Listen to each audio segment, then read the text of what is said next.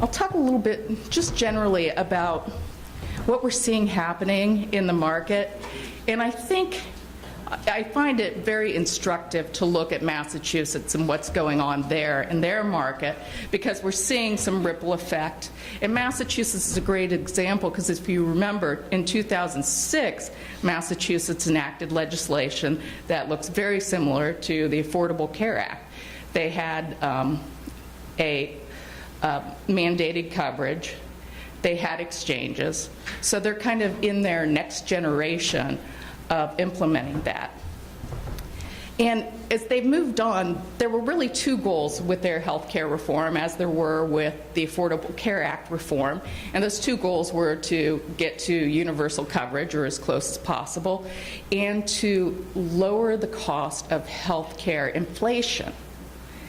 And they pretty much met their first goal. They are about 98, 99% insured people in Massachusetts. The second goal, that containing healthcare cost inflation, hasn't really happened. There's been a lot of inflation in the market there. And some of it is specific to the Massachusetts market. One thing they did when they implemented their healthcare reform model was they created provisions so they could get a lot of data on medical costs and what plans were paying providers.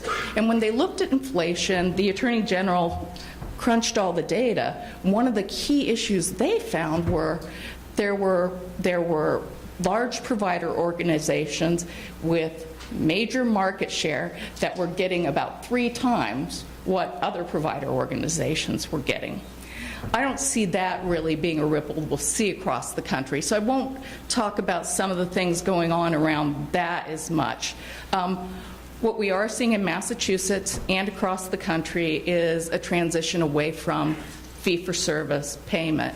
And in Massachusetts now, their 3 largest commercial HMOs now have the majority of their members under global payments. And I'm not talking 51%, I'm talking 75% to 80%. It really is a substantial majority.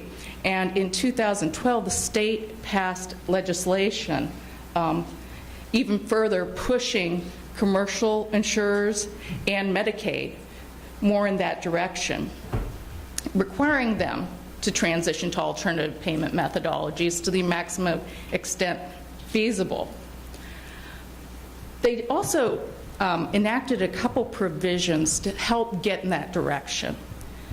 One was, if you're going to push us to global payment in an environment where we're afraid of being sued, where we don't know what healthcare costs, we don't know if we refer to Dr. Smith, if Dr. Smith is cheaper than Dr. Jones, and we have that choice, we have no idea. We don't have the tools to do that. So they did enact some laws around this. They required that contracted rates have to be made available on request to providers who have entered into an alternative payment contract with them. They did some malpractice reform legislation, pretty mild. They required a 182-day cooling off period, and they made apologies inadmissible in lawsuits. They also realized, well, we're pushing everybody into global payment. We better police a bit who's taking risk. So they are going to require provider organizations to register with the state, and any organizations that do take downside risk will have to be issued a risk certificate with the Department of Insurance. And it would be a violation for an insurer to contract with downside risk with any provider group or organization that doesn't have one of these risk certificates. They haven't issued the regulations on this yet, and they are working around this. And this is, we've seen them do this in Massachusetts, but I think with the trend toward these global payments, we'll see this more and more. And then Massachusetts has required the offering of a tiered network for the small group market. And I'll talk a little bit about this, actually, and the individual market. Tiering is a trend we see across the country. And it's been up and it's been down, and there have been lawsuits, but it continues. And the first place we saw it was, in fact, Massachusetts with their government employee plans. And frankly, APMA was right out front on that. What they had done was they had gathered all this claims data. They crunched it, they created these quality measures. Then they shared it back with the health plans, and they said, you have to offer a tiered plan. Now, they didn't say what kind of tiering. They didn't say you had to use the data we provided you. And as a result, there was this mixed mishmash. Some plans tiered based on how expensive the hospital was that the providers had admitting privileges at. Some plans tiered at the level of the individual providers. Some only tiered groups. And in fact, the plan that tiered at the level of the individual provider had 2 tiers. All podiatrists were in the 2nd tier because none of those quality measures measured anything about podiatry. So they had no way to tier them, and they just put them in that 2nd tier. We've come a ways since then. That was about as big a mess as you can get. Some of the big commercial plans started tiering, and the New York Attorney General paid attention to this. And he issued a cease and desist order when he saw the tiered plans, because he said, you know, people think you're tiering based on quality, but your interest is in tiering based on cost effectiveness. So people think, if I go to a tier 1 provider, I'm going to the high quality providers, I have lower cost sharing. The health plan instead is thinking, I want to corral everybody towards those most cost-effective providers.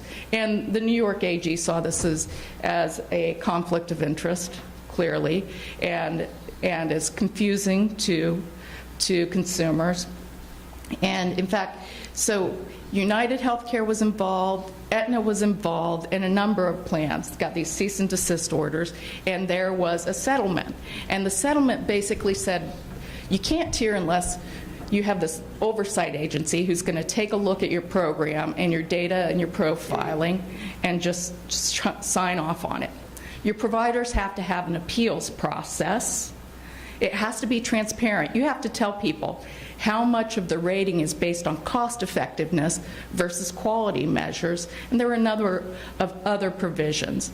And that was, those insurers decided that that was what they would accept or adopt nationwide. Subsequently, like National Quality Forum developed a model on tiering and provider profiling for plans to accept. So we're seeing it become, to some extent, more transparent, but more widely adopted. And there's not only tiering, but there are also these exclusive plans. There are a plan you sign up, and it's the exclusive provider network, and you get to save money, but again, a lot of times those exclusive providers are the lower cost providers. And who doesn't want to be exclusive? Members go to those.